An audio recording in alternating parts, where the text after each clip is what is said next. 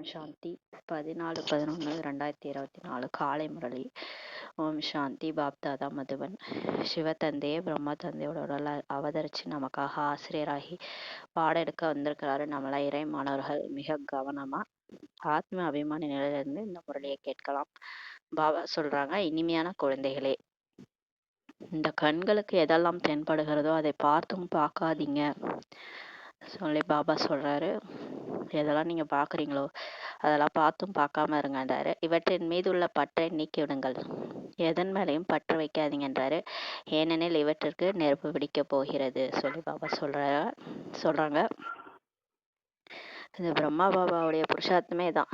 அவர் எதெல்லாம் நான் பார்க்கணும், அதெல்லாம் அழிய போகுது அப்படின்னு தான் நினைச்சிட்டே இருந்தாராம். அப்படியே புருஷார்த்தம் பண்ணி அவரு போயிட்டாரு, சுட்சுமா தேவதை ஆயிட்டாரு. அந்த மாதிரி எதுக்கு பண்ண சொல்றாருன்னா, அப்பதான் நம்மளால இந்த உடல்ல இருந்து விடுபட்ட ஃபரிஸ்தாவா ஆக முடியும். இல்லைன்னா ஏதாவது ஒண்ணு நம்மளை பற்றி இழுத்துக்கிட்டே இருக்கும். ஏதாவது ஒரு பொருளோ மனிதர்களோ ஏதோ ஒரு ஈர்ப்புல நம்ம மனசு மாட்டிட்டு இருக்குல்ல, அந்த மனசை வெளியெடுக்கத்தான் பாபா இப்படி சொல்றாரு. என்ன பாபா இப்படி சொல்றாருன்னா நினைக்கக்கூடாது. அது எப்பயாவது நெருப்பு பத்தும். ஆனா நம்ம மனசை இப்ப எடுத்துருங்கன்னு சொல்லி பாபா சொல்றாரு. கேள்வி: ஈஸ்வரிய அரசாங்கத்தின் எந்த ஒரு மறைமுகமான காரியத்தை உலகம் அறியாமல் இருக்கிறது? இப்ப எல்லா கவர்மெண்ட்டும் நம்ம கேள்விப்பட்டுக்கணும். ஈஸ்வரனே உருவாக்குற கவர்மெண்ட் ஒண்ணு இருக்குது. அந்த கவர்மெண்ட்ல ஒரு மறைமுகமான காரியம் நடந்துட்டு இருக்குது.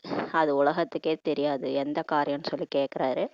பதில்: ஈஸ்வரிய அரசாங்கம் ஆத்மாக்களை தூய்மையாக ஆக்கி தேவதையாக ஆக்குகிறது. பாருங்களேன், ஈஸ்வரிய கவர்மெண்ட் என்ன பண்ணுதுன்னா ஆத்மாவெல்லாம் தூய்மையாக்கி தேவதையாக்குது. இது மிகவும் ரகசியமான காரியமாகும். ஆனா இது யாருக்குமே தெரியாது. உலகத்துல ரொம்ப ரகசியமா நடந்துட்டு இருக்குன்றார். இதை மனிதர்கள் புரிந்து கொள்ள முடியாமல் உள்ளார்கள். இது மனுஷங்களுக்கெல்லாம் தெரியாது. மனிதன் தேவதையாக ஆகும்போதுதான் நரகவாசியிலிருந்து சொர்க்கவாசியாக ஆக முடியும். எப்ப மனுஷன் தேவதை ஆகிறானோ அப்பதான் இந்த நரகத்துல இருந்து சொர்க்கத்துக்கு போக முடியும். மனிதனின் முழு நடத்தையை விகாரங்கள் கெடுத்து விட்டுள்ளன. மனுஷன் சுத்தமா மனிதாபிமானமே இல்லாம போனதுக்கு காரணமே பாத்தீங்கன்னா, மனுஷன் தேவதையை விடுங்க, மனுஷனாவே இல்லை இந்த நேரம். அந்த அளவுக்கு மோசமா ஏன் ஆயிட்டானா, அந்த விகாரங்கள் தான். அந்த 5 விகாரம் ஆணுக்கு 5 விகாரம் பெண்ணுக்கு நடத்தையை போட்டு கெடுத்துச்சுன்றாரு. எப்போது நீங்கள் அனைவரையும் சிரேஷ்டமான மிக உயர்ந்த நடத்தை உடையவர்களாக ஆக்கும் சேவை செய்யறீங்கன்னு சொல்லி பாபா சொல்றாரு. இப்ப நம்ம உயர்ந்த சேவையை இப்ப செஞ்சிட்டு இருக்கிறோம். பாபா கூட சேர்ந்து அவருக்கு உதவியாளரா இருக்கணும். இது எப்பேற்பட்ட விஷயம். கடவுளே நம்மளை தேர்ந்தெடுத்து கருவியாக்கி இருக்காரு. நம்மளை கருவியாக்கி இந்த சேவையை செய்ய வைக்கிறாரு. இதுதான் உங்களுடைய கடமையாகும் சொல்லி பாபா சொல்றாரு. இதான் உங்களோட கடமை. இதை விட்டா வேற என்ன? மற்ற வேலையெல்லாம் விடுங்க, இதான் முக்கியமான வேலைன்றாரு. ஓம் சாந்தி. ஓம் சாந்தி என்று கூறப்படும் பொழுது நமது சுய தர்மம் சாந்தி, நம்மளுடைய சுய தர்மமே அமைதி தான். மற்றும் நமது வீடு நினைவுக்கு வருகிறது. ஓம்னாலே நான் ஆத்மா, சாந்தினாலே என்னுடைய சுய தர்மம் அமைதி. இந்த நினைவுக்கு வருது. மற்றும் நமக்கு பரந்தாமமே ஞாபகத்துக்கு வருதுன்றாரு. ஏன்னா நம்ம அங்கிருந்து தான் வந்திருக்கோம் நடிக்கிறதுக்கு. அதனால பரலோகம் நமக்கு ஞாபகம் வருது. பிறகு வீட்டிலேயே ஒன்றும் அமர்ந்து விடுவதில்லை. தந்தை நம்ம வீட்டிலேயே இருக்கிறதுல பரந்தாமத்திலே ஆசைப்படுறோம் அமைதியா இருக்கணும்ட்டு. அதுக்காக பரந்தாமத்திலே இருக்கிறது இல்லை. நம்ம கீழே இறங்கி வந்துதான் நடிக்கிறோம். தந்தையின் குழந்தைகளாக ஆகி உள்ளீர்கள் என்றால் அவசியம் சொர்க்கத்தின் ஆசை நினைவுக்கு வரும். ஏன் நம்ம கீழே நடிக்க வரோம்னா, நம்ம தான் இங்கேயே நம்மளை சொர்க்கத்தை பத்தியே சொல்லி வளர்த்துட்டாருல. ஆசிரியரா இருந்து, தந்தையா இருந்து, சத்குருவா இருந்து சொர்க்கத்தை பத்தி சொல்லி வளர்த்ததுனால சொர்க்கம் பூமியில வரும்போது நம்ம கீழே இறங்கி நடிக்க வரோம். பாபான்னாலே நமக்கு ஆஸ்தி தான் ஞாபகம் வருது இல்லையா? சொர்க்கத்தின் ஆசை நினைவுக்கு வரும். ஓம் சாந்தி என்று கூறுவதால் கூட முழு ஞானம் புத்தியில் வந்து விடுகிறது. பாபா சொல்றார் பாருங்களேன், ஓம் சாந்தி சொன்னாலே போதும், பாபா சொன்ன எல்லா விஷயமும் புத்தியில வந்துடுதுன்றாரு. நான் ஆத்மா சாந்த சொரூபமானவன் ஆவேன், அமைதி கடலான தந்தையின் குழந்தை ஆவேன்றது ஞாபகம் வரும். ஓம் சாந்தி சொன்னா நான் ஆத்மா சாந்த சொரூபமாவேன், என்னுடைய அப்பா அமைதி கடல். எந்த தந்தை சொர்க்கத்தை ஸ்தாபனை செய்கிறாரோ அதே தந்தை நம்மை தூய்மையானவர்களாக அமைதியின் சுரூபமாக ஆக்குகிறார். எந்த கடவுளே சொல்றாங்க முஸ்லிம்ஸ், அல்லாஹ் ஹெவனை படைக்கிறார், எல்லாமே காட்ஃபாதர் ஹெவனை படைச்சார், அல்லாவின் தோட்டம் எல்லாம் சொல்றாங்க. எந்த கடவுள் சொர்க்கத்தை ஸ்தாபனை செய்கிறாரோ அதே தந்தை, அவர் நமக்கு அப்பாவா இருக்காரு. அவர் தான் நம்மளை தூய்மையானவர்களாக அமைதியின் சுரூபமாக நம்மளை ஆக்குறாரு. முன்னாடி நம்ம எப்படி இருந்தோம், இப்போ நம்மளை தூய்மையாக்கி அமைதியின் சுரூபமாக ஆக்குறாரு. முக்கியமான விஷயமே தூய்மையினுடையது தான். நீங்கள் ரொம்ப முக்கியமானது எண்ணம் சொல் செயலில் தூய்மையாக இருக்கணுன்றாரு. தூய்மையான உலகம் மற்றும் தூய்மையற்ற உலகம் ரெண்டு இருக்குன்றாரு. தூய்மையான உலகத்தில் ஒரு விகாரம் கூட இருக்காது. சொர்க்கம்ன்றது தூய்மையான உலகம். அங்கே வந்து காமம், கோபம், பற்று, ஆசை, அகங்காரன்றது துளி கூட இருக்காது. தூய்மையற்ற உலகத்தில் தான் இந்த 5 விகாரங்கள் உள்ளன. எனவே விகாரி உலகம் என்று கூறப்படுகிறது. இந்த கலியுகம் துவாபர யுகத்திலேருந்தே இந்த விஷக்கடல்ல 5 விகாரங்கள் பிரவேசிச்சு, அதனாலதான் இதை விகாரிகள் உலகம்ட்டு சொல்லப்படுது. அது நிர்விகாரி உலகம். நிர்விகாரி உலகத்திலிருந்து படியிறங்கி இறங்கி பிறகு கீழே விகாரி உலகத்துக்கு நீங்க வருகிறீங்கன்னு சொல்லி சொல்றாரு. சொர்க்கத்துல இருந்த நம்ம தான் இப்ப அப்படியே படி இறங்கி இறங்கி மறுபிறவி எடுத்தாலே ஆத்மாவில பேட்டரி டிஸ்சார்ஜ் ஆயிடுதுன்னு சொல்றாரு பாபா. மறுபிறவி எடுக்கிறோம்னாலே நமக்கு ஆத்மால பேட்டரி லோ ஆயிடுது. அவர் சிவபாபா பிறவியே எடுக்கிறது இல்லை, அதனால அவர் அப்படியே எவர் பியூர், எப்பயுமே பேட்டரி சார்ஜ் ஆகியே இருக்கு அப்படியே இருக்கு. ஆனா நமக்கு வந்து பேட்டரி லோ ஆயிடுது, அப்படியே படி இறங்கி இறங்கி விகாரி உலகத்துக்கு வந்துடும். அது தூய்மையான உலகமாகும். அந்த சொர்க்கம்ன்றது தூய்மையான உலகம். ஆனா இது பதீதமான தூய்மையற்ற உலகம் இதுன்றாரு. ராமராஜ்யம் மற்றும் ராவணராஜ்யம் ஆகும் அல்லவா. காலத்தை பொறுத்து பகல் மற்றும் இரவுன்ட்டு பாடப்பட்டிருக்கிறது. இந்த ராமராஜ்யம் இருந்தது, அதுதான் சொர்க்கம். ராவணராஜ்யன்றது இந்த நரகம்.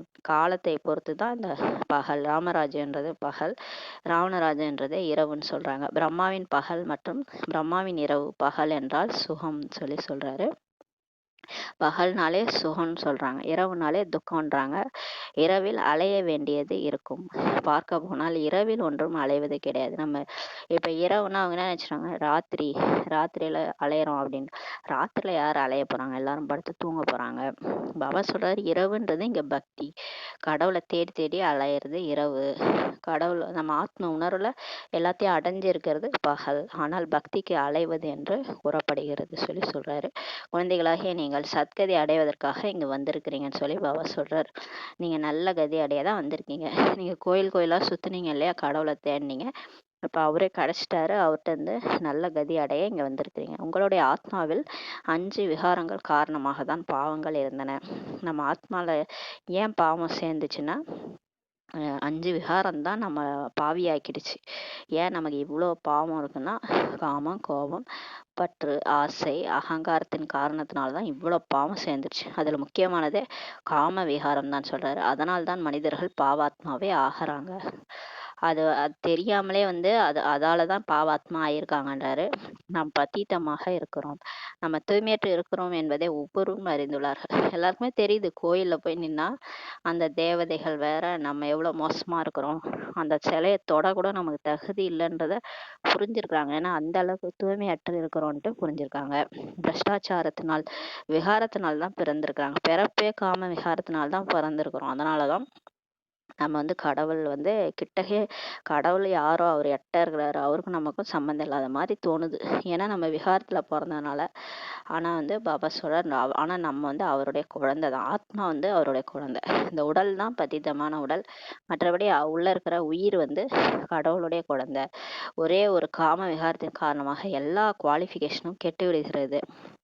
எல்லாமே நம்மளை எப்படி அமுச்சு வச்சார் சொர்க்கத்துல, ஆனா இந்த காம விகாரத்தினால்தான் நம்ம தகுதியெல்லாம் போயிடுச்சுன்றார். எனவே இந்த காம விகாரத்தை வென்றீர்கள் என்றால் உலகத்தை வென்றவராகி புது உலகத்துக்கே அதிபதி ஆகிடுவீங்க என்று தந்தை கூறுகிறார். அதனால பாபா இப்ப இந்த விகாரத்தை வெல்லுங்க, இதை வென்னீங்கன்னா போதும், நீங்க வந்து சொர்க்கத்துக்கு போயிடலாம், அங்க போய் உலகத்துக்கே அதிபதி ஆயிடலாம்னு சொல்லி சொல்றாரு. எனவே உள்ளுக்குள்ள அவ்வளவு குஷி இருக்கணும். கடவுள் இந்த மாதிரி ஒரு விஷயம் சொல்லிட்டாரு, கண்டிப்பா நம்ம போறோம், நம்ம தேவதையாக போறோம், எவ்வளவு குஷி இருக்கணும். மனிதர்கள் தூய்மையற்றவராக ஆகும்போது எதையுமே புரிஞ்சிக்க கொள்வதில்லை. கடவுள் வந்து எவ்வளவு பாடம் எடுக்கிறாருல, இதை ஏன் யாரும் புரிஞ்சிக்க மாட்டாங்கன்னா அவங்க தூய்மை இல்லாம இருக்கிறதுனால எல்லா பாயிண்ட்டையும் புரிஞ்சிக்க மாட்டாங்கன்றாரு. இந்த காமத்தின் காரணமாக தான் எவ்வளவு குழப்பங்கள் ஏற்படுகின்றன. இப்ப வந்து யஜ்யத்திலே பிரச்சனைகள் எழுந்ததெல்லாம் இந்த முதல் விகாரத்தின் காரணமா தான்றாரு. எவ்வளவு அசாந்தி, கதறுதல் ஆகியவை ஆகிவிடுகின்றது. இப்போ உலகத்திலே வந்து இந்த முதல் விகாரத்தினாலதான் நிறைய பிரச்சனைகள், குழந்தைகளுக்கு இருந்து வயசானவங்களுக்கு இருந்து எல்லாருக்கும் பிரச்சனை கொடுக்கறதே இந்த முதல் விகாரம் தான். அமைதியின்மை, அசாந்தி காரணமே, கதறுதல் காரணமே இந்த விகாரன்றாரு. இச்சமயம் உலகத்தில் இப்பேற்பட்ட கதறல் ஏன் உள்ளது? இது யாராவது யோசிச்சு பாக்குறாங்களா? யோசிக்க மாட்டாங்க. ஏனெனில் எல்லோருமே பாவாத்மாக்கள் ஆவார்கள். ஏன் உலகத்துல எல்லாம் அப்படி கத்துறாங்க, கதறாங்க? ஒரு குண்டு போடுறாங்க, பிரச்சனை ஆயிடுது, சண்டை, கோபத்தினால சண்டை வருது, ஒரு நாடு இன்னொரு நாடு குண்டு போடுறாங்க, ஒரு பெண் குழந்தைகள் எல்லாம் என்ன பண்ணிடுறாங்க, வீணாக்கிறாங்க, அதனால பிரச்சனை, அதனால கதறாங்க. இது எல்லாமே எதனால நடக்குதுன்னா எல்லாரும் பாவாத்மாக்களா இருக்கிறாங்க, அதனாலதான் தவறு நடக்குதுன்றார் பாபா. அங்கங்க மூலையில பாவம் நடந்துட்டு இருக்குதுன்றாரு. விகாரங்களின் காரணமாக தான் அரக்கர்கள் என்றே சொல்லப்படுகின்றது. பாபா சொல்றார், ஏன் இங்க இருக்கிறவங்க எல்லாம் அசுரர்கள், அசுர உலகம்னு சொல்றோம்னா, அரக்கத்தன்மைன்னு சொல்றோம்னா அவங்களுக்குள்ளார அந்த 5 விகாரம் வந்து அவங்கள செய்ய வச்சிருக்குன்றாரு. நாமும் முற்றிலும் சோழிக்கு சமமாக ஒரு காசுக்கும் உதவாதவர்களாக இருந்தோம் என்பதை இப்போது தந்தை மூலமாக புரிஞ்சிருக்கீங்க. நம்ம பக்தி செய்யும் போது கூட நம்ம வந்து ரொம்ப பர்ஃபெக்ட், நான் யாருக்கும் எந்த, அதாவது எறும்பு கூட நான் துரோகம் பண்ணதில்லன்னு பேசிட்டு இருப்போம். ஆனா இப்பதான் நம்ம புரிஞ்சுக்கிட்டோம், நம்ம இப்போன்னு இல்லை, பல பிறவிகளா, பல ஜென்மங்களா நிறைய பாவம் பண்ணி வந்திருக்கிறோம். முற்றிலும் சோழிக்கு சமமாக ஒரு காசுக்கும் பிரயோஜனம் இல்லாதவங்களாக இருந்தோம் இல்லையா ஒரு காலத்துல. பாபாவுடையார ஆவறதுக்கு முன்னாடி ஒன்னுத்துக்கும் உதவாத வேஸ்ட்ன்னு தான் நம்மளை சொல்லிட்டு இருந்தாங்க.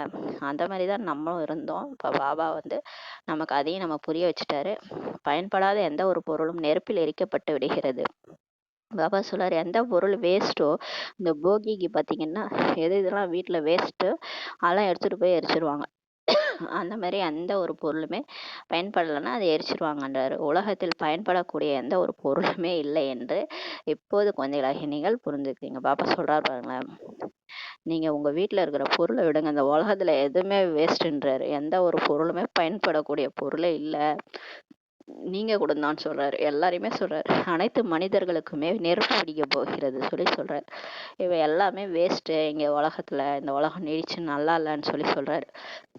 ஏன்னா இங்க என்ன தேவதைகளா இருக்கிறாங்க, ஏதோ நல்ல குணமுடைய மனிதர்களா, அட்லீஸ்ட் மனுஷனாவது வாழணும்ல, மனிதாபிமானமே இல்லாம வாழ்ந்துட்டு இருக்கிறாங்க. அதனால பாபா சொல்றாரு, இப்ப எல்லாருக்குமே நெருப்பு பிடிக்க போகிறது. இந்த கண்களால் எதெல்லாம் பாக்குறீங்களோ அனைத்திற்கும் நெருப்பு பிடித்துவிடும் சொல்லி பாபா சொல்றாரு. ஆத்மாவே நெருப்பு பிடிக்காது.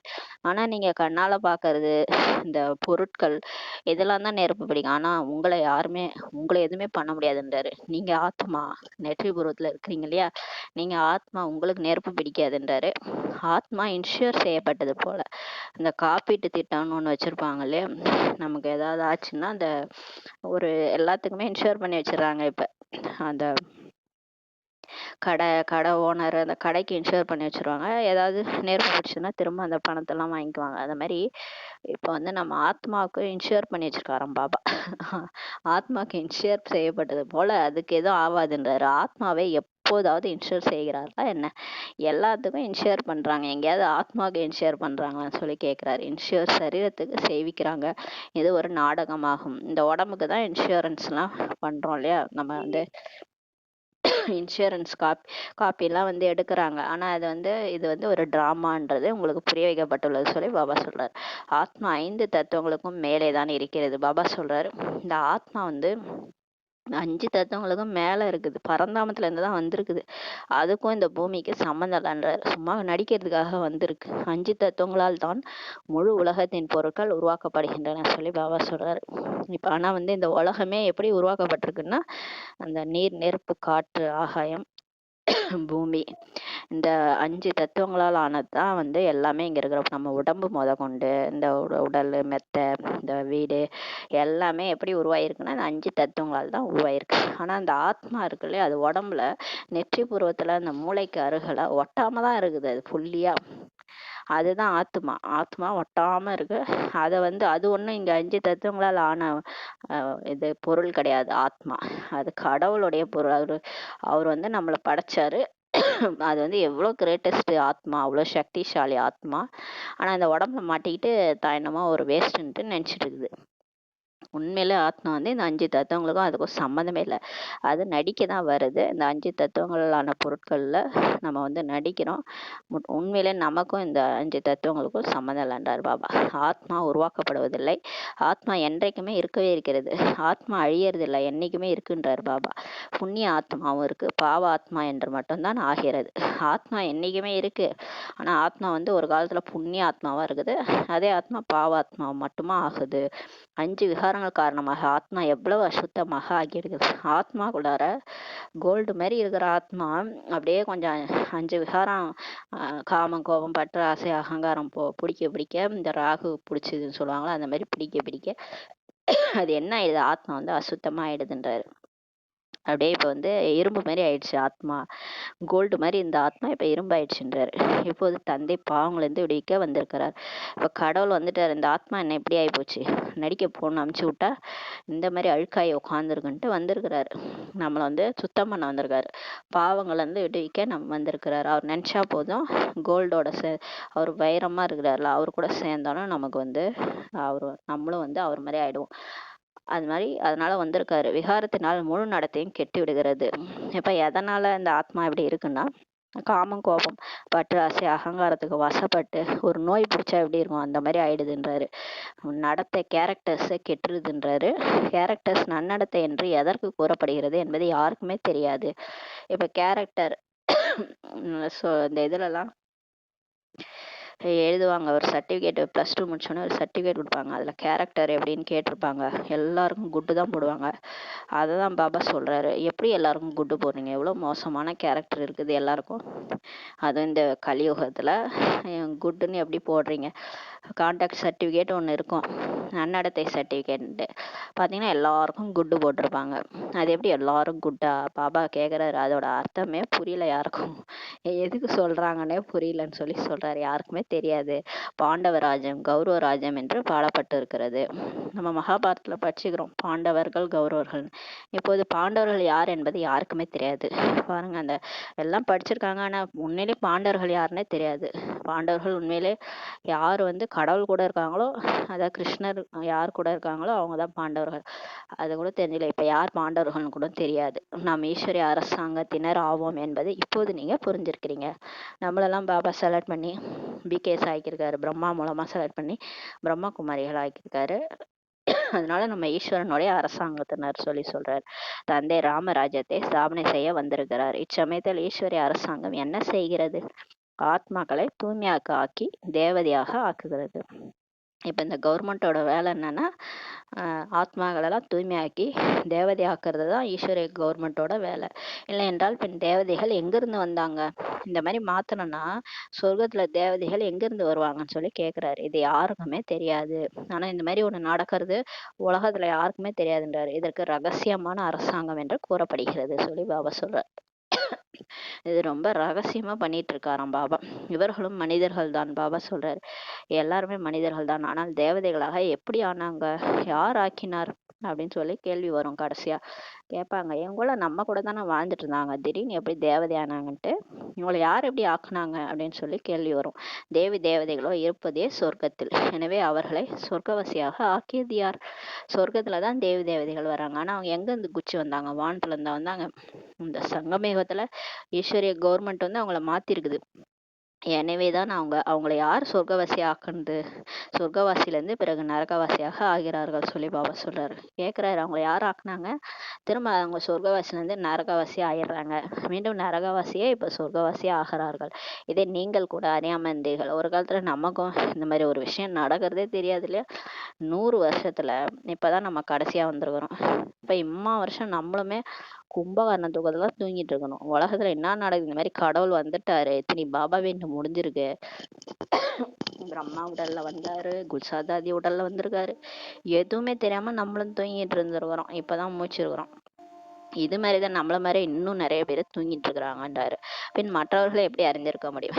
நீங்களே தெரிஞ்சுக்கிட்டு இல்ல, அப்புறம் எப்படி மத்தவங்க மட்டும் புரிஞ்சுக்க போறாங்கன்றாரு. சொர்க்கம் என்று சத்தியுகத்திற்கும் நரகம் என்று கலியுகத்திற்கும் தான் கூறப்படுகிறது சொல்லி பாபா சொல்றாரு. சில வந்து சொர்க்கம் வானத்துல இருக்கு, நரகம் பூமிக்கு அடியில இருக்குன்னு நினைச்சுக்கிறாங்க. பாபா சொல்றாரு, சொர்க்கம்ன்றது சத்திய யுகம், நரகன்றது கலியுகம். இதுவும் நீங்க இப்போது புரிஞ்சிருக்கிறீங்க. இது நாடகம் அமைக்கப்பட்டுள்ளதுன்றார். இந்த படிப்பு இருக்கிறதே தூய்மையற்ற நிலையிலிருந்து தூய்மையாக்கிறதுக்காக தான்றாரு. ஆத்மா தான் தூய்மையற்றதாக ஆகிறது. இப்ப கடவுள் வந்து உடம்ப வந்து கிளீன் பண்ணல, ஆத்மாவை தான் தூய்மையாக்க வந்திருக்காரு. ஏன்னா அதுதான் வந்து ஆத்மா தான் வீணா போயிடுச்சு. உடம்புலாம் ஒழுங்கா தான் இருக்கு. அது வந்து பல உடல் எடுத்து இந்த ஆத்மா தான் அந்த மாதிரி பண்ணிட்டு அந்த உடம்பையும் வீணாக்கி நோயெல்லாம் வர வச்சு அதுவே அந்த உடலை விட்டுட்டு அடுத்த உடல் எடுக்குது. இதே மாதிரிதான் பண்ணிட்டு இருக்குது ஆத்மா. எல்லா பிரச்சனையும் காரணம் இந்த ஆத்மா தான். இது தூய்மை இல்லாம போயிட்டு இது உடம்ப குறை சொல்லுது, எல்லாரையும் குறை சொல்லுது. உடம்பு சரியில்லை, அது சரியில்லை. ஆனா இதுதான் வந்து ஒழுங்கா அந்த உடம்ப ஏக்கல, அதை இஷ்டத்துக்கு விட்டுருச்சு. அதனால அந்த உடம்பு வீணா போயிடுச்சு. இப்ப எல்லாமே இந்த ஆத்மா பண்ற வேலைதான்றாரு பாபா.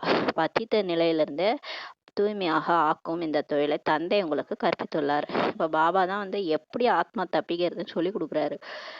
எப்படி தூய்மையற்ற ஆத்மா தூய்மையாக ஆகிறது. இந்த தொழிலை யாராலையும் சொல்லிக் கொடுக்க முடியாது, கடவுள் தான் வந்து சொல்லிக் கொடுக்க முடியும். அவரே வந்து சொல்லிக் கொடுக்குறாரு. ஏன்னா இந்த சக்கர வியூகத்துல யார் மாட்டலையோ அவங்கதான் வந்து நமக்கு வந்து தப்பிக்க வழி சொல்ல முடியும். மாட்டினவங்களாம் எப்படி வழி சொல்ல முடியும்? அதனால இவரு தான் வந்து அவர் வந்து பிறப்பிறப்புல வர்றதில்லை. அதனால நமக்கு வழி சொல்றாரு. இப்படி இப்படி எல்லாம் செய்யி, வெளியே வந்துரு, புத்தி யோகத்தை என்கிட்ட செலுத்து, இங்க நடக்கிறது எல்லாத்தையும் அப்படியே காட்சியா பார்த்துட்டு போயிரு, என்னையே நினைச்சு கடைசியில பாவம்லாம் அழிஞ்ச பிறகு என்கிட்ட வந்துருட்டு வழி சொல்றாரு. பாவனமாக ஆனீர்கள் என்றால் பாவனமான உலகுக்கு செல்வீர்கள். நீங்க தூய்மையானா சொர்க்கத்துக்கு போவீங்க, தூய்மையாகலாம் இதே நரகத்துல தான் இருப்பீங்கன்னு சொல்லிட்டாரு. ஆத்மா தான் தூய்மையாக ஆகணும். பாபா உடம்பெல்லாம் தூய்மை பண்ண மாட்டாரு, உடம்பு அப்படியே தான் இருக்கும். ஆத்மா தான் தூய்மை ஆகணும். ஆத்மா தூய்மையாக ஆக தானா அந்த உடம்பும் தூய்மையாயிட்டே வரும். கடைசியா அந்த உடம்புல முடியலன்னா ஆத்மா அந்த உடம்ப விட்டுட்டு, ரொம்ப தூய்மையாயிடுச்சுன்னா அந்த உடம்ப விட்டுடும். அது மாதிரிதான் தாதிகள்லாம் அந்த உடம்ப விட்டுட்டு இப்ப பரிசாவாயிட்டாங்க. அப்போதுதான் சொர்க்கத்திற்கு தகுதியுடையவராக ஆக முடியும். இப்ப ஆத்மாவை தான் டார்கெட் பண்றாரு பாபா. ஆத்மா தூய்மை ஆயிடுச்சுன்னா அது சொர்க்கத்துக்கு தகுதியா ஆயிடும்னு சொல்லி சொல்றாரு. இந்த ஞானம் உங்களுக்கு இந்த சங்கமத்தில் தான் கிடைக்கிறது. ஆனா இந்த போன்ற ஞானம் எல்லாம் நமக்கு எங்கேயுமே கிடைக்கல இல்லையா? இப்பதான் பாபா வந்து சொல்லி கொடுக்குறாரு. தூய்மையாக ஆவதற்கான ஆயுதம் இப்போதுதான் கிடைக்கிறது. இதுதான் ஞானம். ஞானம்ன்றது ஆயுதம் தான் இப்பதான் நமக்கு கிடைக்குது. பதித பாவனர் என்று ஒரு பாபாவிற்கு தான் கூறப்படுகிறது. எங்களை பாவனமாக ஆக்குங்கள் என்று சொல்றாங்க. இந்த லட்சுமி நாராயணர் சொர்க்கத்தின் அதிபதியாக ஒரு காலத்துல இருந்தாங்க. பிறகு 84 பிறவி எடுத்து இப்ப தூய்மையற்றவர்களாக ஆகியிருக்கிறாங்கன்னு சொல்லி பாபா சொல்றாரு. இதெல்லாம் யார் சொல்றா? கடவுளே வந்து சொல்றாரு. நம்மளா சொல்லிட்டு இருக்கோம்? இந்த உண்மையெல்லாம் கடவுள் தான் வந்து சொல்றாரு. எல்லாரும் என்ன நினைச்சுக்கிறாங்க, என்ன இவங்க லட்சுமி நாராயணனே போயிட்டு தூய்மையற்றவர்களா ஆயிட்டாங்கன்றாங்க, யாரை கேட்டு இப்படி எல்லாம் சொல்றாங்கன்னு. நாங்க சொல்லல, இது கடவுளே சொல்றாரு. ஷியாம் மற்றும் சுந்தர்ன்ட்டு அவரை தானே சொல்றீங்க. ஷியாம்னா அதாவது கருப்பாயிட்டாங்கன்னு அர்த்தம், சுந்தர்னா அழகாயிட்டாங்கன்னு அர்த்தம். எதுக்கு கிருஷ்ணருக்கு போய் ஷியாம் சுந்தர்னு சொல்லணும்? ஏன்னா இதெல்லாம் குறிப்பா இருக்குது, மாவுல உப்பு கலந்த மாதிரி சாஸ்திரத்துல இருக்குன்னு சொல்லி கடவுளே வந்து சொல்றாரு. ஆனால் மனிதர்கள் அதன் பொருளை புரிந்து கொள்கிறார்களா என்ன? பேர்லாம் மட்டும் வச்சுக்கிறாங்க, ஆனா பேரே புரிஞ்சுக்க மாட்டாங்கன்றாரு. கிருஷ்ணர் பற்றி கூட தெளிவான விளக்க உரை கிடைக்கிறது. இதில் 2 உலகங்கள் என்றாக்கிட்டாங்க. உண்மையில் உலகமும் ஒன்றே ஒன்றுதான். அவங்க சாஸ்திரத்துல 2 உலகம் இருக்குன்னுலாம் காட்டிட்டாங்க. நரகம் அதல பாதாளம், சொர்க்கம் வந்து வானத்துல இருக்கு. அது ஒரு உலகம், இது ஒரு உலகம்னு எத்தனை உலகம் காமிச்சிருக்காங்க. உண்மையில் உலகமும் ஒண்ணுதான் சொல்லி பாபா சொல்றாரு. அது புதியதாகவும் ஆகுது, பழையதாகவும் இதே உலகம்தான் ஆகுதுன்றாரு. முதல் சிறிய குழந்தைகள், பிறகு பெரியவர்களாக ஆகி முதியவர்களாக ஆகுறாங்க. இப்ப பிறப்பு எடுக்குது, குழந்தை பிறக்குது, அது பெருசாகுது, அப்புறம் வயசாயிடுது, செத்து போயிடுது. அதே மாதிரிதான் இந்த உலகம் கூட புதுசா இருந்தது, இப்ப பழசாயிடுச்சு, ஐசியூல அட்மிட் பண்ணிருக்காங்கன்றார் பாபா.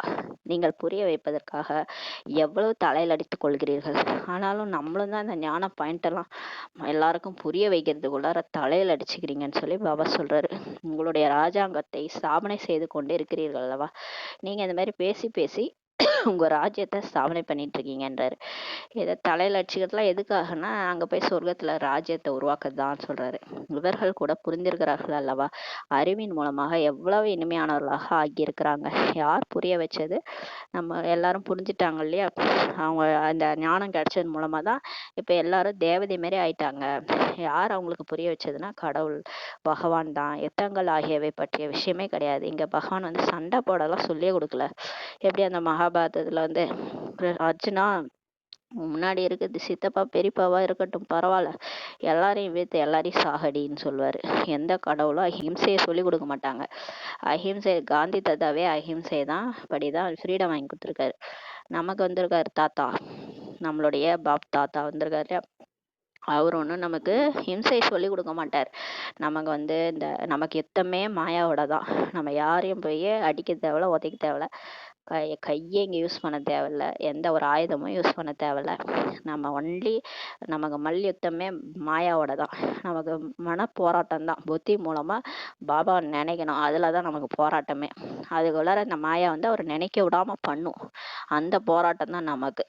பகவான் எவ்வளவு அறிவாளியாக ஞானம் நிறைந்தவராக நம்மளை ஆக்குறாரு. நமக்கு எவ்வளவு ஞானம் கொடுத்து நாலேஜ்ஃபுல்லா ஆக்குறாரு. சிவனுடைய கோயிலுக்கு சென்று வணங்குறாங்க, ஆனா அவர் யார் என்ன என்பது பற்றி கூட யாருக்குமே தெரியாது. சிவன் கோயிலுக்கு போறாங்க, இவர் யாரு, என்ன செஞ்சாரு, இவருக்கு ஏன் கோயில் வச்சிருக்காங்க, எதையாவது கேக்குறாங்களா, அப்படியே போயிட்டு நமசிவாய நமசிவாயன்னு சொல்லிட்டு ஒரு துண்ணூறு கொடுத்தா அதை வாங்கி நெத்தியில வச்சுட்டு வந்துருவாங்க. எதுவுமே கேள்வி கேட்க மாட்டாங்க. சிவகாசி விஸ்வநாத் கங்கா அவ்வளவுதான் கூறிக்கொண்டு மட்டுமே இருக்கிறாங்க. இதை மட்டும் சொல்லுவாங்க, சிவகாசி விஸ்வநாத் கங்கான்னு மட்டும் சொல்லுவாங்க. சிறிதளவும் பொருள் புரியாம இருக்கிறாங்கன்னு சொல்லி பாபா சொல்றாரு. நீங்க புரிய வச்சீங்கன்னா நீங்க எங்களுக்கு என்ன புரிய வைப்பீர்கள், நாங்களும் வேத சாஸ்திரங்கள் ஆகிய எல்லாமே படிச்சிருக்கணும்னு சொல்லுவாங்க. நீங்க பெரிய பெரிய இந்த அகோரிகள் அவங்கெல்லாம் போய் புரிய வைக்கணும்னு நினைச்சீங்கன்னா அவங்க என்ன சொல்லுவாங்க, உங்களால எங்களுக்கு என்ன புரிய வைக்க முடியும், நாங்களா வேத சாஸ்திரம் எல்லாத்தையும் படிச்சு வந்திருக்கோம்னுவாங்க. அதை தாரணை செய்வதில் குழந்தைகளாகிய உங்களிலும் வரிசைகரமாக தான் இருக்கிறார்கள். இந்த ஞானத்தை கூட நம்மளே கூட வரிசைகரமா தான் தாரணை செய்யறோம்னு சொல்லி சொல்றாரு. ஒரு சிலரோ மறந்தே போயிடுறாங்க. ஞானம் கேட்ட ஞானத்தை மறந்துடுறாங்க என்றால் ஏனெனில் முற்றிலும் கல்புத்தி உடையவராக ஆகியிருக்கிறாங்க. பிகேஸ்ல நிறைய பேர் ஒழுங்கா ஞானத்தை சிந்தனை பண்ணலன்னா என்ன ஆயிடுறாங்கன்னா கல்லு புத்தி ஆயிடுறாங்கன்றார். எனவே இப்போது யாரெல்லாம் தங்க புத்தி ஆகியிருக்கிறாங்களோ அவர்களுடைய வேலையாவது மற்றவர்களையும் தங்க புத்தியாக ஆக்குறது. இப்ப நீங்க எல்லாருமே டெய்லி ஒழுங்கா தாரணை பண்றீங்க, ஞானம் கேக்குறீங்க, உங்க புத்தியும் ஒழுங்கா இருக்குன்னா நீங்க மத்தவங்களையும் தங்க புத்தியா ஆக்குறதா உங்க வேலைன்றாரு. கல் புத்தி நீரின் செயலே அவ்வாறு தான் நடக்கும். யாரெல்லாம் வெளி உலகத்திலே சரியா இல்லை, பிகேஐ இங்கேயும் வந்து அவங்க செயல்கள் சரியில்லைன்னா அவங்க அப்படிதான் இருப்பாங்கன்றார். ஏனெனில் அன்னம் கொக்குகளாக ஆகிறார்கள் அல்லவா. இந்த ஞானம் கேட்கும் போது சிலர் அன்னமாக மாறுறாங்க, சிலர் இன்னுமே கொக்குவாவே ஆயிடுறாங்கன்றார். அன்னமாக இருப்பவர்கள் ஒருபோதும் யாருக்கும் துக்கம் கொடுக்க மாட்டாங்க, கொக்காக இருப்பவர்கள் துக்கம் கொடுக்குறாங்கன்னு சொல்லி சொல்றாரு. அவர்களுக்கு அரக்கர்கள் என்றுதான் கூறப்படுகிறது சொல்லி பாபா திட்டுறார். அடையாளமே தெரிவதில்லை. நிறைய சென்டர்கள் கூட இது போல விகாரிகள் நிறைய பேர் வந்து விடுகிறார்கள். பாபா சொல்றார், நிறைய சென்டர்ல இந்த மாதிரி கொக்கு மாதிரி இருக்கிறவங்களும் வந்துடுறாங்க. நாம் தூய்மையாக இருக்கிறோம் என்று சாக்கு கூறுகிறார்கள். வந்து பாபாட்ட பொய் சொல்றாங்க, அதனால அது பொய்ன்னு சொல்லி சொல்றாரு. நாங்க தூய்மையா தான் இருக்கோம் அப்படின்ட்டு சாக்கு போக்கு சொல்றாங்க, ஆனா அது பொய்ன்றாரு. பொய்யான உலகம் என்று கூறப்படுகிறது. ஏன்னா இப்ப உலகமே பொய்யா இருக்குல்ல, இங்க பிகே ஆயிட்ட கூட வந்து பொய் சொல்றாங்கன்றாரு. இப்போது இருப்பது சங்கமமாகும். எவ்வளவு வித்தியாசம் இருக்கிறது. யார் பொய் பேசுகிறார்களோ பொய்யான காரியம் செய்கிறார்களோ அவர்களே மூன்றாவது நிலை அடைகிறார்கள். பாபா சொல்ற அந்த ஞானத்துல 3 நிலை இருக்குது. அதுல கடைநிலை வந்து இந்த பொய் பேசிட்டு இங்கேயும் வந்து பிகே ஆயிட்டு கடவுள்கிட்டே போய் சொன்னா அவர் என்ன பண்ணுவாரு, அவங்களும் மன்னிச்சுதான் விடுவாரு. அது தகுந்த போஸ்டிங் கொடுத்துருவாரு, அவ்வளவுதான். நீ எதை வேணா பண்ணிக்கோ, இருந்தாலும் நீ என் குழந்தை தானன்ட்டு பதவி மட்டும் குறைச்சிருவார். பொய்யான காரியம் செய்யறவங்களுக்கு மூன்றாவது நிலை அடையறாங்கன்றாரு. முதலாவது 2வது மற்றும் 3வது நிலைகள் உள்ளன அல்லவா. அவர் நிறைய வச்சிருக்கிறாரு அங்க. முதல் நிலை, 2வது நிலை, 3வது நிலைன்ட்டு அந்தந்த இதுல வச்சிருக்காரு எல்லாரையும். அவருக்கு தான் தெரியல, அவர் ரெஜிஸ்டரே வச்சிருக்காரு மேல. நம்ம எந்த அளவுக்கு புருஷார்த்தம் பண்றோம், யாரெல்லாம் நல்ல நல்ல மகாரதிகள், யாரெல்லாம் முயற்சி செய்யறாங்க, யாரெல்லாம் முயற்சி செய்யறதே இல்லை, யாரெல்லாம் பொய் சொல்றாங்க, எல்லாமே அவர் அங்க ரெஜிஸ்டர் வச்சிருக்காரு இல்லையா. அதுல 3வது நிலைன்னு சொல்லி சொல்றாரு. இது நமக்கு என்ன தெரியும், அவர் சொல்லிட்டு இருக்காரு. இவர் 3வது நிலையினர் ஆவார் என்பதை தந்தையால் சொல்ல முடியும் சொல்லி சொல்றாரு. தூய்மையினுடைய முழுமையான நிறுவனம் அளிக்க வேண்டும் என்று தந்தை புரிய வைக்கிறார். இப்ப தூய்மையா இருக்கிறாங்கன்னா முழுசா அவங்க நிரூபணம் கொடுக்கணுன்றார். நீங்கள் இருவரும் ஒன்றாக சேர்ந்து வாழ்ந்து தூய்மையாக இருக்கிறீர்கள், இது இயலாத காரியம்ட்டு ஒரு சிலர் சொல்றாங்க. ஆனால் குழந்தைகளிடம் யோக பலம் இல்லாத காரணத்தினால இவ்வளவு சுலபமான விஷயத்தை கூட முழுமையான வகையில் புரிய வைக்க முடியாமல் இருக்கிறாங்கன்னு சொல்றாரு. இப்ப நம்ம வீட்டிலேயே கணவன் மனைவி ஒன்றா இருந்துட்டு தூய்மையாக இருக்கிறோம், ஆனாலும் இது மற்றவங்க வெளியில இருக்கிறவங்க நம்ப மாட்டாங்க, இது இயலாத காரியம்ட்டு சொல்றாங்க. சாமியார்கள் சன்னியாசிகளுக்கு புரிய வைக்கிறதுக்காக தான் பாபா இப்படி வச்சிருக்கன்றாரு. அதுலயே சிலர் நம்ம கூட இருக்கிறவங்களே நம்ப மாட்டாங்க. அதான் பாபா சொல்றாரு, அந்த குழந்தைகள்கிட்ட யோக பலம் இல்லாதனால இவங்களுக்கு புரிய வைக்க தெரியல சொல்றாரு.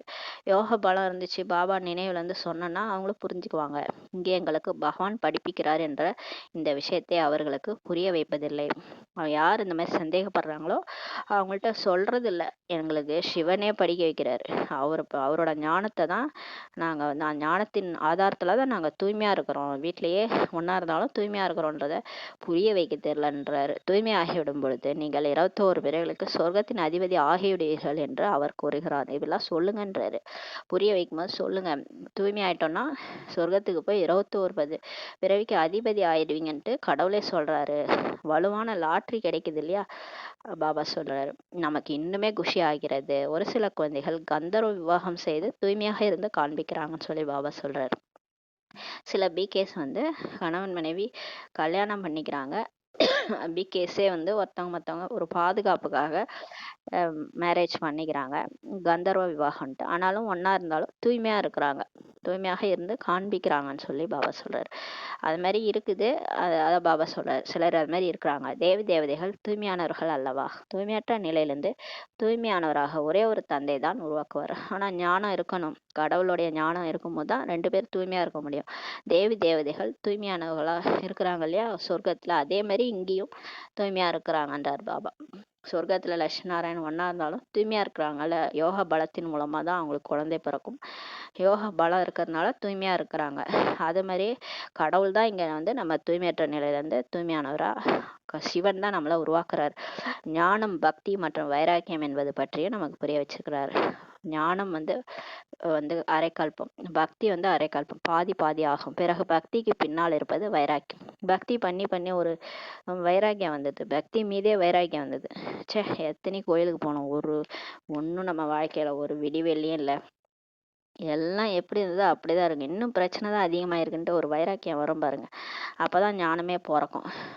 அப்பதான் நம்ம யாருன்றதே நமக்கு புரிய வரும். இப்போது இந்த பத்தித்தமான உலகத்தில் இருக்க வேண்டியதில்லை, இந்த ஆடையை கலந்து வீடு செல்ல வேண்டும், அந்த மாதிரி வைராக்கியம் வரணும்.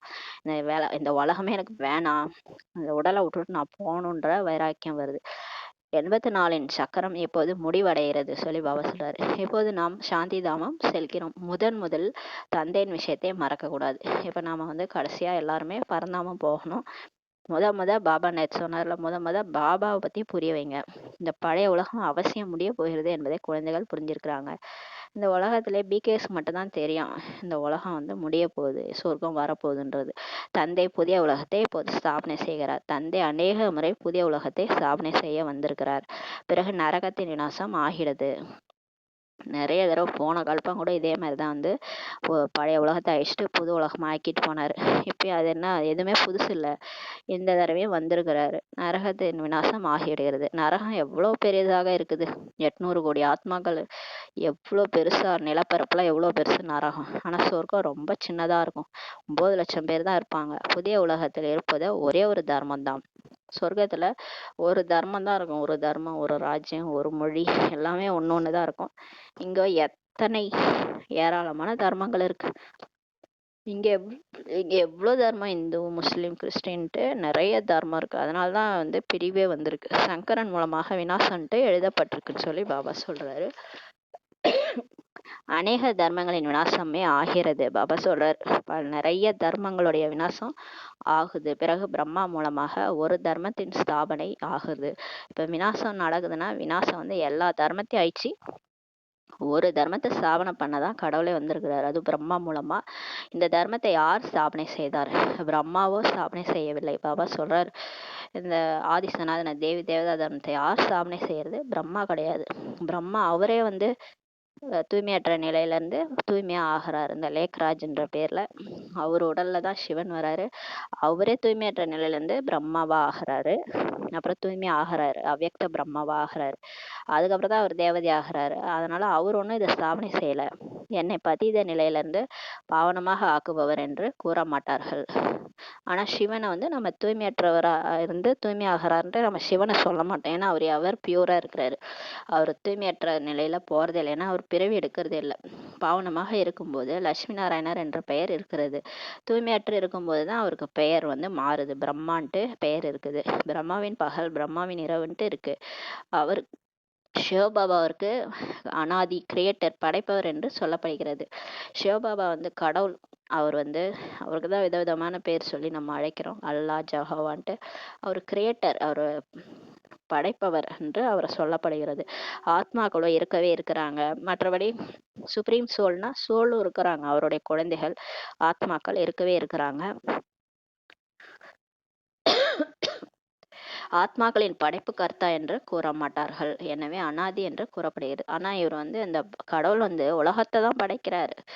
மற்றபடி ஆத்மாக்களுடைய படைப்பு கர்த்தான்ட்டு சொல்ல மாட்டாங்க. ஏன்னா ஆத்மாக்களும் இருக்கவே இருக்கிறாங்க.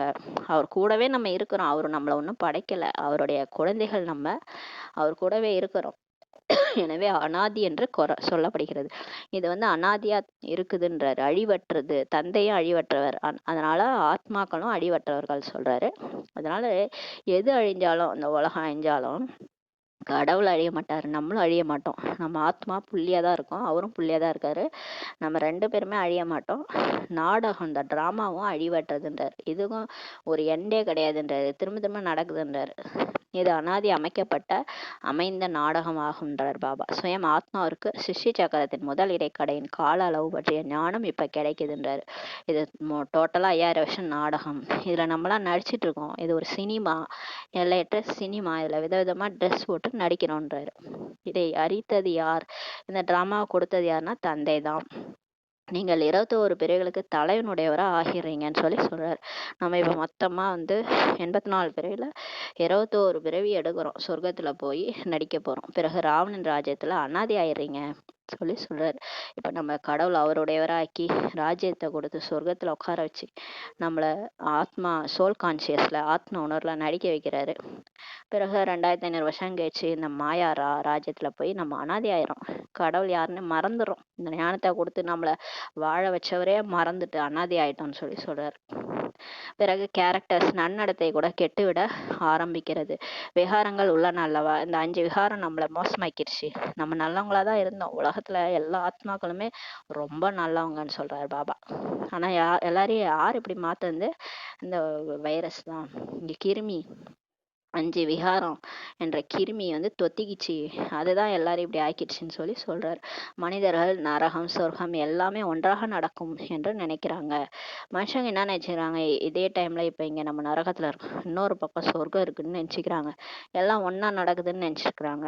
இப்போது குழந்தைகளாக உங்களுக்கு எவ்வளவு தெளிவாக புரிய வைக்கப்படுகிறது. இப்பதான் எல்லாமே புரிஞ்சிருச்சு இல்லையா? இதே உலகம் ஒரு காலத்துல சொர்க்கமா இருந்துச்சு, இப்ப நரகமாயிடுச்சு. இதை வந்து நம்ம சொர்க்கம்னு சொல்ல முடியுமா? பணக்காரர்கள் சொர்க்கம்ன்றாங்க. ஏன்னா அவங்க கையில காசு இருக்குது, பணம் இருக்கு. அதனால இங்கே பங்களா, காரு, ஏரோப்ளேன்ட்டு வாழ்ந்துட்டு இருக்காங்க. ஆனா அது கூட அல்ப காலம் தான் இல்லையா? அப்புறம் உடம்புல நோயோட வாழ்ந்துட்டு இருக்காங்க. மற்றபடி இதை எப்படி நம்ம சொர்க்கம்னு சொல்ல முடியும்?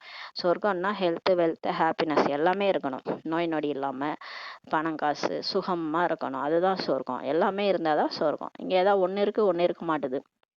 காசு இருந்தா ஒரே நோய் நொடியா இருக்குது. இல்ல நோயா இருக்குதுன்னா நமக்கு காசு காசு பணம் இல்லைன்னா உடம்பு ஆரோக்கியமா இருக்குதுன்னு பாத்தீங்கன்னா காசு பணம் இருக்க மாட்டுது. இந்த மாதிரிதான் நிலைமை இங்க இருக்குதுன்னு சொல்றாரு.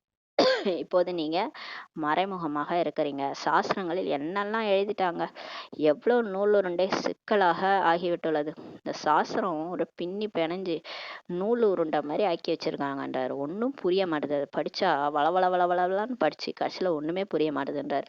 நாங்கள் எதற்கும் உதவார்களாக இருக்கிறோம் என்று தந்தையை தான் அழைக்கிறார். கடைசியா எல்லாத்தையும் படிச்சுட்டு உடம்பு முடியலன்னொன்னே யாரை கூப்பிடுறீங்க? கடவுளே நாங்க எதுக்கும் உதவாதவங்களா ஆயிட்டோம் வாங்கன்னு கூக்குரல் இடுறாங்க. யார்? சாஸ்திரவாதிகளே அவங்க கடவுள் தானே கூப்பிடுறாங்க. என்ன படிச்சு என்ன நீங்க கடவுளை அடைஞ்சிட்டீங்களா? அடையல இல்லையா, வந்து தூய்மையாக ஆக்கி எங்கள் நடத்தைகளை திருத்துங்கள்னு சொல்லி கூப்பிடுறாங்க. உங்களது நடத்தை எவ்வளவு திருந்துகிறது. ஒரு சிலரோ திருந்துவதற்கு பதிலாக இன்னுமே கேட்டுடுறாங்கன்னு சொல்லி சொல்றாரு. இப்ப பாபா வந்துட்டாரு, நம்ம கூட்டத்துக்காக அந்த கூக்குரலுக்காக வந்து நம்மள தூய்மையாக்க வந்திருக்காரு. ஆனா நீங்க எவ்வளவு திருந்துறீங்கன்னு நம்மள கேக்குறாரு பாபா. ஒரு சிலர் திருந்ததுக்கு பதிலா இன்னும் மோசமாயிறாங்க, நடத்தை மூலமாகவே தெரிய வந்து விடுகிறது சொல்லி சொல்றாரு. இன்று அன்னம் என்று அழைத்து கொள்கிறார்கள், நாளைக்கே கொக்காக ஆகிடுறாங்க, தாமதம் ஏற்படுவதே இல்லைன்னு சொல்லி சொல்றாரு. இந்த மாதிரிலாம் சிலர் இருக்காங்கன்றாரு.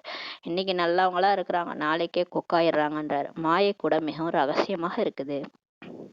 எப்படி பாபா நம்மள ரகசியமா வச்சுக்கிறாரோ, இந்த மாயா அது ரொம்ப ரகசியமா இருக்குன்றாரு. இங்க ஏதாவது தென்படுகிறதா என்ன? ஆனா சென்ட்ரல்ல இருக்கும்போது ஒரு மாயாவும் தெரியாது. அப்படியே எல்லாரும் அப்படியே நல்லவங்க மாதிரியே இருக்கிறாங்க. கோபம் வெளிப்படாது, எந்த விஷயமும் அந்த 5 விகாரம் வெளிப்படாது சென்டர்ல இருக்கும்போது யாருகிட்டயும். அதே வெளியே பாருங்க, அவங்கள போயிட்டு சண்டை போடுறதுன்னா 4 தெருவுக்கு கேட்கும், அந்த மாதிரி சண்டை போடுவாங்க வெளியே போன பிறகு. அதான் பாபா சொல்றாரு, வெளியில் வெளிப்படும் போதுதான் தென்படுகிறது சொல்றாரு. சென்டர்ல எதுவுமே தெரியல, அந்த அளவுக்கு மாயாவும் ரகசியமா இருக்குன்றாரு. பிறகு ஆச்சரியப்படும் வகையில் கேட்டார்கள், ஓடிவிடுவர்களாக ஆகிடுறாங்க. அப்ப சந்தேக புத்தியோட தானே உட்கார்ந்து இருக்காங்க, ஞானம் கேட்கும்போது கம்முன்னு தானே கேட்டு இருந்திருப்பாங்க, வெளியே போய் தானே குறை சொல்லியிருக்காங்க. அதான் பாபா சொல்றாரு, ஆச்சரியப்படும் வகையில கேட்டிருக்கிறாங்க, ஓடி விடுவர்களாக ஆயிடுறாங்கன்றார். எவ்வளவு பலமாக வெந்து விடுறார்கள் என்றால் எலும்புகளே நொறுங்கி விடுகின்றன. எந்த அளவுக்கு விழறாங்கன்னா, மேல இருந்து மலை மேல இருந்து விழறாங்க, எலும்பே நொறுங்கிடுதுன்றாரு. இந்திர பிரசத்தின் விஷயமாகும், தெரிந்தே விடுகின்றது. அப்பேற்பட்டவர்கள் மீண்டும் சபையில் வரக்கூடாது. பாபா சொல்றாரு, இதெல்லாம் வந்து இந்திர பிரசத்தினுடைய விஷயம், தெரிஞ்சிருது இல்லையா, அந்த மாதிரி தப்பு பண்ணிட்டாங்கன்ட்டு. அந்த மாதிரி இருக்கிறவங்கள திரும்ப இங்க வந்து கூட்டின்னு வராதீங்கன்னு சொல்லி பாபா சொல்றாரு. சிறிதளவு ஞானம் கேட்டிருந்தார்கள் என்றால் சொர்க்கத்தில் வந்தே விடுகிறார்கள். ஆனாலும் ஞானம் கேட்டதுனால, ஒரு காலத்துல சென்டருக்கு வந்ததுனால, மதுபனுக்கு வந்ததுனால கண்டிப்பா சொர்க்கத்துக்கு வந்துருவாங்க. ஏன்னா கொஞ்ச ஞானம் கேட்டாலும் சொர்க்கத்துக்கு வந்துருவாங்கன்னு சொல்லி பாபா சொல்லியிருக்காரு. அது யாரா இருந்தாலும் சரி வந்துருவாங்க. ஆனா பதவிதான் கம்மியா அடைவாங்க. ஞானம் அழிந்து போகிறது இல்ல. அது விதை வந்து எப்பவுமே விதை போட்டா அழியாது, முளைச்சிட்டு தான் இருக்கும். அதனால ஞானம் அழியாதுன்றாரு. முயற்சி செய்து உயர்ந்த பதவி அடையுங்கள்ட்டு இப்ப தந்தை சொல்றாரு. இப்ப நம்மள பாபா வந்து முயற்சி செய்ய சொல்றாரு. நீங்க எந்த அளவுக்கு ஞானம் படிக்கிறீங்க பாபா நினைக்கிறீங்களோ அந்த அளவுக்கு உயர்ந்த பதவி அடைவீங்க. விகாரத்தில் சென்றார்கள் என்றால் பதவி கீழானதாக ஆகிவிடும். பாபா எச்சரிக்கை பண்ணிட்டே இருக்காரு, குழந்தைகளே இங்க வந்துட்டு மீண்டும் காம விகாரம், கோப விகாரம், பற்று, ஆசை, அகங்காரத்துல போனீங்கன்னா உங்களுக்கு பிரச்சனை அதிகம்னு சொல்லி சொல்றாரு. பதவி கீழானதாயிடும். இந்த சக்கரம் எப்படி சுத்துகிறது என்பதை இப்போது நீங்க புரிஞ்சிருக்கிறீங்க. இப்போது குழந்தைகளாகிய உங்களுடைய புத்தி எவ்வளவு மாற்றம் அடைகிறது. இந்த ஞானத்தை படிக்க படிக்க நம்ம புத்தி விசால புத்தி ஆகுது பாருங்களேன். அப்படியே நம்ம பூமியை விட்டே தாண்டி போயிட்டு இருக்கிறோம். பிறகும் மாயை அவசியம் ஏமாத்துகிறது. ஆனா பட் நல்லா தான் இருக்கு, முரளி கேட்கும் போது, பாபா நினைக்கும் போது, யோகா பண்ணும் போது. ஆனா அந்த மாயா எங்கேயோ ஒரு டைட் ஸ்க்ரூ பண்ணலன்னா எப்படியோ நுழைஞ்சிருதுன்றார் பாபா. ரொம்ப ஏமாத்துது எல்லாரையுமேன்றாரு. இச்சா மாத்திரம் அவித்யா, ஆசை என்றால் என்னவென்றே தெரியாத நிலைக்கு வந்துருங்கன்றாரு. ஏதாவது விருப்பம் கொண்டார்கள் என்றால் அவ்வளவுதான். பாபா சொல்றாரு, ஏதாவது ஒரு சின்ன ஆசை இருந்ததுன்னா மாட்டினீங்க, அது மூலமா மாயா நுழைஞ்சிரும்ன்ற. இந்த சினிமாலாம் காட்டுவாங்கல்ல, ஏதாவது ஒரு க்ளூ விட்டுட்டு போனாங்கன்னா அந்த க்ளூ மூலமா கண்டுபிடிச்சிருவாங்க என்ன தப்பு நடந்திருக்கு, எப்படி நடந்திருக்கு, போலீஸ்காரங்க கண்டுபிடிச்சிருவாங்க. அந்த மாதிரி இங்க வந்து நம்மள வந்து மாயா வந்து என்ன பண்ணுது, இவங்களுக்கு ஏதாவது விருப்பம் இருக்கான்னு பாக்குது, அதுலயே நம்மள கவுத்துருதுன்றாரு பாபா. நினைக்க விடாம பண்ணிடுது. ஒரு காசுக்கும் உதவாதலாக ஆகிடுறாங்கன்னு சொல்லி சொல்றாரு. அந்த மாதிரி பெரிய பெரிய மகாரதிகளை கூட மாயா ஏதாவது ஒரு விதத்துல ஏமாத்துதுன்றார். நல்ல முயற்சி பண்றவங்கள கூட இந்த மாதிரி ஆசை காட்டி மோசம் பண்ணுதுன்றார் பாபா. பிறகு அவர்களால் இதயத்தில் இடம்பெற முடியாது. அந்த மாதிரி இருக்கிற மகாரதிகள் பாபாவுடைய இதயத்துல இடம்பெற முடியாது. ஏன்னா ஒரு சின்ன அற்பமான விஷயத்துல போய் மாட்டிக்கிறோமா, அது வந்து பாபா புரியல. நான் உன்னை எப்பேற்பட்ட ஹையஸ்டா மாத்திட்டு இருக்கிறேன், நீ போய் இந்த சோழிக்கு பின்னாடி போறியன்ட்டு பாக்குறாரு. அதாவது ஆசை, இந்த உலகத்துல ஏதாவது ஒரு பொருள் பின்னாடி போறோம்னாலே அது சோழி தானே. அதான் பாபா சொல்றாரு, அவங்க இதயத்துல இடம்பெற முடியாது. ஒரு சில குழந்தைகள் எப்படி இருக்கிறார்கள் என்றால் தந்தையை கூட முடித்து விடுவதற்கு தாமதிப்பதில்லை. வெளி உலகத்துல சில குழந்தைகள் இருக்காங்க, அவங்க அப்பாவே கொலை பண்றது கூட தாமதிக்கிறது இல்ல. குடும்பத்தை கூட அழித்து விடுகிறார்கள். சிலர் வந்து டோட்டலா குடும்பத்தை அழிச்சிடறாங்க அந்த விகாரத்தின் காரணத்தினால. மகான் பாவாத்மாக்களாக இருக்கிறாங்க பாருங்க. அந்த மாதிரி இருக்கிறவங்க எல்லாம் எவ்வளவு பாவிகள். ராவணன் என்னெல்லாம் செய்வித்து விடுகிறான் பாருங்க. மாயாவை சாதாரணமா நினைக்காதீங்க. ஒரு குடும்பத்தை அழிக்க வச்சதுன்றாரு. இதை போய் சாதாரணமா பேசுறீங்களா? 5 விகாரம் என்ன, அது ஒண்ணும் இல்ல. அது எல்லாருக்குள்ளேயும் தான் இருக்கு. அது ஊரோட ஒத்து வாழுங்க. காமம், கோபம், பற்று, ஆசை, அகங்காரம் எல்லாருக்கும் வர்றதுதானே. பாபா சொல்றாரு, ஆமா, அந்த 5 விகாரம் தான் கொலையே பண்ண வைக்குதுன்றாரு பாபா. அதனாலதான் கொலை நடக்குது, குடும்பத்தை அழிச்சிடுதுன்றாரு. மிகவும் வெறுப்பு ஏற்படுகிறது பாபாவுக்கு. ரொம்ப வெறுப்பு ஏற்படுதான். எவ்வளவு அசுத்தமான உலகமாக இருக்கிறது. பாபாவுக்கு தோணுதான், இது என்ன, இது ரொம்ப வெறுப்பாவது பாபாவுக்கு, அசுத்தமா இருக்குது, இதன் மீது ஒருபோதும் மனதை ஈடுபடுத்தக்கூடாது. பாபா சொல்றாரு, உங்களுக்கு மட்டும் பார்க்க நல்லா இருக்கா, இதன் மேல போய் மனசை ஈடுபடுத்துறீங்கன்றாரு. அங்கங்க கொலை கொள்ளை எல்லாம் நடக்குது, பார்க்க நல்லாவா இருக்கு அப்படின்றாரு. தூய்மையாக ஆவதற்கு மிகுந்த துணிவு வேண்டும். பாபா சொல்றார், இந்த இந்த மாதிரி ஒரு உலகத்துல சுத்தி சாக்காடை, அதுல நம்ம மட்டும் ஒரு தூய்மையான தாமரை மலர் மாதிரி அழகா சூரியனை நோக்கி பிரகாசிக்கணும்னா எவ்வளவு கஷ்டம். ரொம்ப துணிவு வேண்டும்னு சொல்லி சொல்றாரு. உலகத்தின் அரசாட்சி என்ற பரிசு பெறுவதற்கு தூய்மை முக்கியமானது. லட்சுமி நாராயண் ஆகுதுன்னா சாதாரண விஷயம் இல்ல. உலகத்தையே ஆள போறது என்ற பரிசு வந்து பெறறதுக்கு தூய்மை தான் முக்கியமானது. எண்ணம் சொல் செயல தூய்மையா இருக்கணும். எல்லாத்தையும் பார்க்கணும், பார்க்காம இருக்கணும், பார்த்தும் பார்க்காம இருக்கணும். எதுவுமே புத்தியில ஸ்டோர் பண்ணிக்கூடாது, எதுவுமே மனசுல வரக்கூடாது, கனவுல கூட வரக்கூடாது. நீங்க பார்க்குற எந்த விஷயமும் அசுத்தமான விஷயங்கள் கனவுல கூட வரக்கூடாது. நீங்க உங்க எண்ணம் பரிசுத்தமா இருக்கணும், தூய்மையா இருக்கணும், நல்லதே நினைக்கணும், சுப பாவனை நினைக்கணும். அவங்க கெட்டவங்களா இருந்தா கூட அவங்க நல்லவங்க நல்லவங்க நல்லவங்கன்ட்டு நம்மளை மெமரி கார்டில் அப்படியே மாத்திரணும். அந்த எல்லாத்தையும் மாத்திரணும். இது வரைக்கும் யாரெல்லாம் கெட்டவங்கன்னு ஸ்டோர் பண்ணுமோ அவங்களாம் நல்லவங்க நல்லவங்க நல்லவங்க, அவங்கள்ட்ட இருக்க விசேஷ தன்மையெல்லாம் அப்படியே மாத்திரணும், ஸ்டோர் பண்ணிடணும். இது எல்லாத்தையும் என்னென்னலாம் நீங்க வந்து மாயாவா ஸ்டோர் பண்ணி வச்சிருந்தீங்களோ புத்தியில, மனசு புத்தியில எல்லாத்தையும் அப்படியே ரெக்கார்ட் பண்ணி என்ன பண்ணிடணும், மாத்திடணும். எல்லாமே நல்லது, எல்லாரும் நல்லவங்க, அப்படியே கடவுள் தான் நமக்கு ஞாபகம் வரணும். வேற எதுவுமே புத்தியில ஸ்டோர் பண்ணக்கூடாது. நம்ம ஏன்னா இது வரைக்கும் நம்ம ஆத்மால என்ன ஸ்டோர் ஆச்சோ அதுதான் கனவா வருது, அதுதான் பிரச்சனையா வருது. எல்லாமே ஆழ் மனசுல போய் ஸ்டோர் ஆயிடுச்சு. இவங்க கெட்டவங்க, இந்த இடம் கெட்ட இடம், இது எல்லாமே கெட்டது, இப்படி இப்படின்னு எல்லாமே ஸ்டோர் ஆயிடுறதுனால நமக்கு அதுவே கனவா வருது, அதுவே பிரச்சனையா இருக்குது. யாரை பார்த்தாலும் இவங்க கெட்டவங்க அப்படின்ட்டு தோணுது. ஏன்னா அது மாதிரி சொல்லி வளர்த்துட்டாங்க இல்லையா. இங்க பிகே ஆனவர் சென்டர்ல கூட வந்து எல்லாருடைய டிஃபெக்ட்ஸையே பார்த்து பார்த்து சொல்லிட்டாங்க. அதெல்லாம் எவ்வளவு பெரிய தப்பு. சொல்லவே கூடாது, பரப்பவே கூடாது. ஃபர்ஸ்ட் அதெல்லாம் தெரியாம பண்ணிட்டாங்க. அதனாலதான் நம்ம வந்து ஸ்டோர் பண்ணும்போதே கரெக்டா ஸ்டோர் பண்ணுங்கன்றார் பாபா. அட்லீஸ்ட் இப்பயாவது ஒழுங்கா ஸ்டோர் பண்ணுங்க. ஆத்மால எதெல்லாம் நீங்க பதிய வைக்கிறீங்களோ நல்லதையே பதிய வைங்கன்றாரு. ஒரு கெட்டதே இருக்கட்டும், அதுல இருக்க நல்லதை மட்டும் பதிய வச்சிருங்க. இது எனக்கு நல்லதுக்கு தான் நடந்திருக்கு, இந்த இந்த இவங்க இப்படி நடந்தது கூட எனக்கு நல்லதுக்கு தான் அப்படின்ட்டு அவங்க கெட்டவங்களா பதிய வைக்காம எனக்கு நல்லது நடந்திருக்குன்ட்டு பதிய வைங்கன்றாரு. தூய்மை காரணமாக எவ்வளவு குழப்பங்கள் ஏற்படுகின்றன. இப்ப நம்ம தூய்மையா இருக்கிறதே ஒரே பிரச்சனை தான். நீங்க என்ன உலகத்தோட ஒத்து வாழாம இப்படி வாழறீங்கன்ட்டு கேக்குறாங்க இல்லையா. இதெல்லாம் போகாதீங்க அப்படின்னு சொல்லுவாங்க. இதனால நிறைய குழப்பங்கள் ஏற்படுது. அது பிரம்மா பாபா காலத்துல இருந்து நிறைய பிரச்சனைகள். ஹே பதித பாவனரே வாருங்கள் என்று காந்தி சொல்லிட்டு இருந்தாரு. காந்தி பாடின பாட்டே அதான், ரகுபதி ராகவ ராஜாராம் பதித பாவன சீதாராம் தான் பாடினாரு. பாபா சொல்றாரு, திரும்ப காந்தி வருவாரு, திரும்ப அதே பாட்டு பாடுவாரு. இந்த சரித்திரம் பூகோளம் மீண்டும் திரும்ப நடைபெறும் சொல்லி சொல்றாரு. ஹிஸ்டரி ஜாகிரபி ரிப்பீட் அப்படின்னு சொல்லி பாபா சொல்றாரு.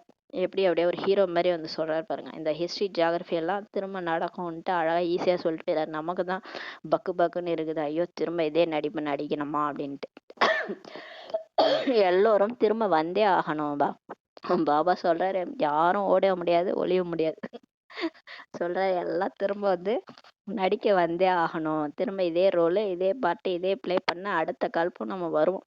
என்ன பிகே ஆயிட்ட வரைக்கும் ஜாலியா இருக்கும், இதுக்கு முன்னாடி இருக்கிற லைஃப் தான் கொஞ்சம் கஷ்டமா இருந்திருக்கும்.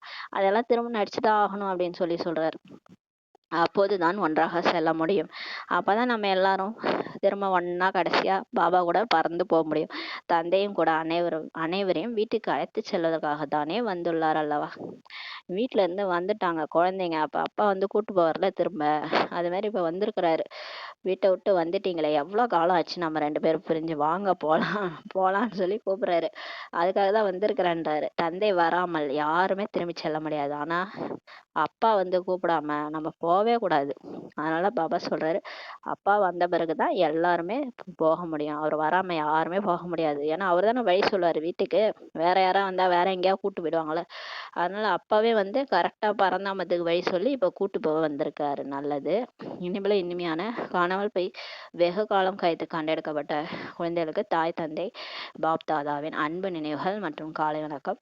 ஆன்மீக குழந்தைகளுக்கு ஆன்மீக தாய் தந்தை நமஸ்காரம். நாம் ஆன்மீக குழந்தைகள் ஆன்மீக தாய் தந்தைக்கு நமஸ்காரம். தாரணைக்கான முக்கிய சாரம். ஃபர்ஸ்ட் பாயிண்ட், மாயின் ஏமாற்றத்திலிருந்து தப்பித்திருக்க எந்த ஒரு விதமான இச்சையும் இங்க விருப்பம் கொள்ளக்கூடாது சொல்லி பாபா சொல்றாரு. இந்த சீதை அந்த பொன்மான் மேல வச்ச ஆசையாலதான் அந்த ராவணன் கிட்ட மாட்டினாங்க. ஏதோ ஒரு பொன்மான், இந்த ராமர் கோடு போட்டு போனாரு இதை தாண்டாதன்ட்டு.